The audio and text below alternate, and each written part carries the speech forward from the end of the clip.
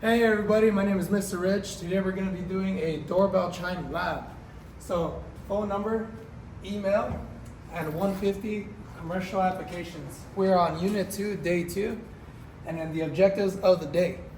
Describe how a transformer works, wire a transformer for a doorbell system, and then here are the tools and materials we need. The tools, at minimum, screwdriver, flathead, wire strippers, and a hammer. Material, doorbell system, 15 feet of low voltage cable for bell wire, 20 gauge, 2, 5 staples, and a single gang box. Now over here we have the wiring diagram of how our system is set up. This is the service, could be a sub panel or the main service panel, MSP. In our case here, we have a 208/120 volt system. We're gonna feed out one circuit breaker. This is our home run here. Our home run's going from the service to the transformer in an enclosure. We have 120 volt and it's being stepped down by a step down transformer to a 10 volt. The way this works is the magnetic field from the primary induces a voltage on the secondary side. Also, there is a current induced. This 10 volts is feeding to this system down here. So here we have our doorbell chime. One of the hots from the secondary side feeds to the trans terminal. The other hots feeds into the two top terminals of the push button switches. Now to complete the circuit, we need to wire the other terminal from the push button switches to the front and rear of the doorbell chime. Now that's all there is to it. So what we'll do now is we'll go over the tools that we need and also the handout here. So here's our tool kit. We need a flathead screwdriver, either 4 or 6. Helps to have a torpedo level to make sure everything's nice and leveled. Here's your wire strippers for that low voltage cable. Lineman pliers in case you have to splice. In addition to that, you use your nose pliers to splice. Measuring tape.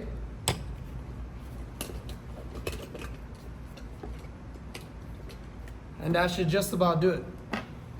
So as I put the tools away, we'll zoom into the handout here.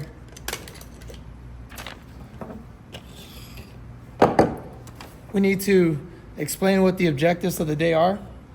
Along with that, we need to describe the equipment, materials, and tools that we need.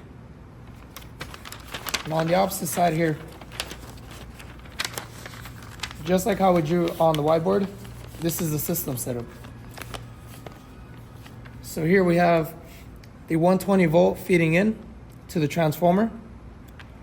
Then the 10 volt AC is coming out of this is step down transformer. So 10 volts AC feeds into the common terminal for trans, the rear and the front.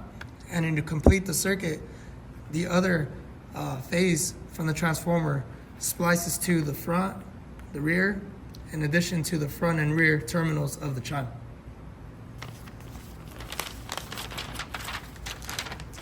So let's go ahead and go to the bay and we'll describe what we have here going on.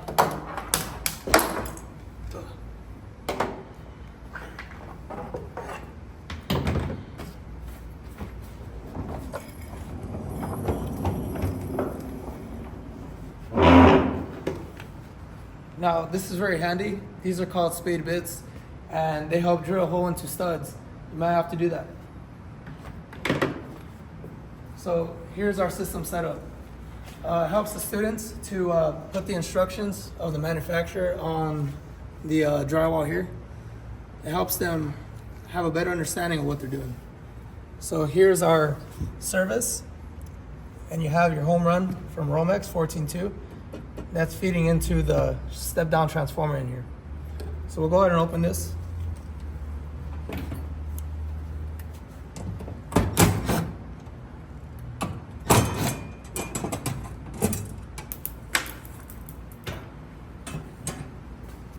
Here you have your hot and neutral and your ground on the primary. And on the secondary, here we use some 5-wire low voltage cable, which is fine, but you just need 2 of those hots. Now here feeds into the doorbell chime. We had to make this resembles a drywall, so we use a drywall plank here. So you have to use a, 1/2-inch spade bit, drill a hole in the back, then you can feed your low voltage wires.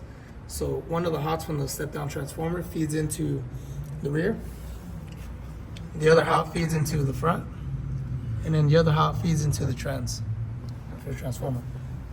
Now in addition to that, you need to complete the circuit by wiring the terminals from the push button switches to the hot of the transformer. In addition to that, one of those terminals is connected to the rear and the front here. Now let's check to see how our circuit's operating. And it's important to, so panel etiquette. So there's one thing to look out for with students. Sometimes they will kind of, starting off, you have to make sure your wire is flush to the surface of the panel, and to make sure that you bundle them up. Use some cable ties if there's more than one circuit. Now you want to get those 90 degrees into the terminal bar to have it nice and organized.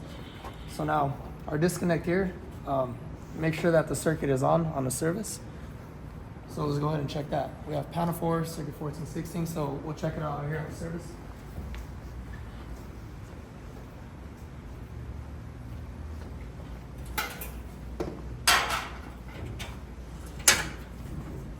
All right, so here we are hot, we're on, good to go.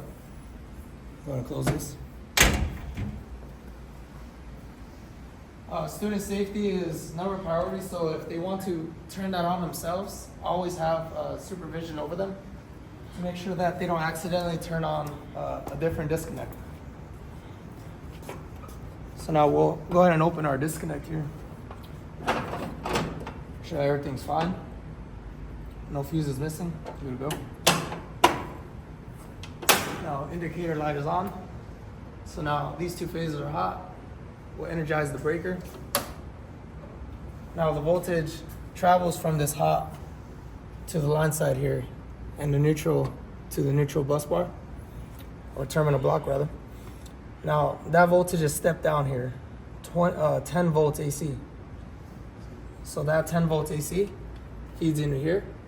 And then these push buttons, LEDs, all they do is complete the circuit once pressed. So now there's electromagnetic fields that are generated on this metal rod for the rear and the front.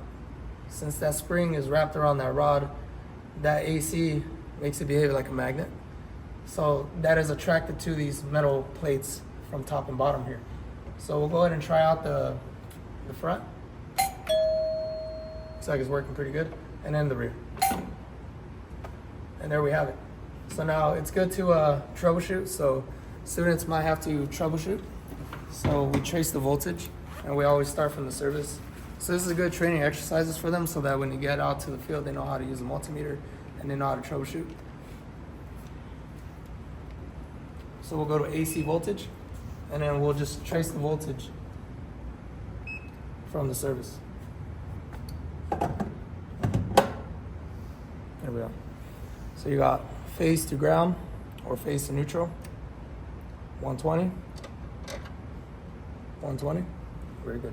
So that 120 is feeding in there. Now we need to test the 10 volts AC.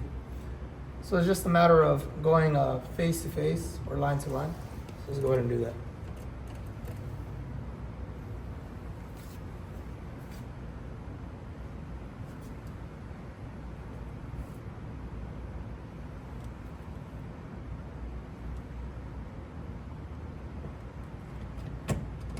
All right, good to go. So if you kind of zoom in here, you have the terminals, so you can just tap into the terminals here. Should read 10 volts AC. Where are we at? 18 volts. Okay, so this tells us this is an 18 volt transformer. There's gonna be some difference fluctuation. So in any case, the transformer is not working. It's reading 0 volts. And there's something probably wrong with the coils inside of there. If you're not getting any 120 volts on the primary side, what that can indicate is maybe the breaker's bad. So you always start from the service, and then from the service, you can kind of trace out the voltage. Just measure line to line or line to ground, and have your students do that. It's a good troubleshooting. So that's generally pretty much it. The coils inside of the transformer is what does the magic, but there you have it, folks. So thank you for tuning in. So I'll see you next time. It was a pleasure.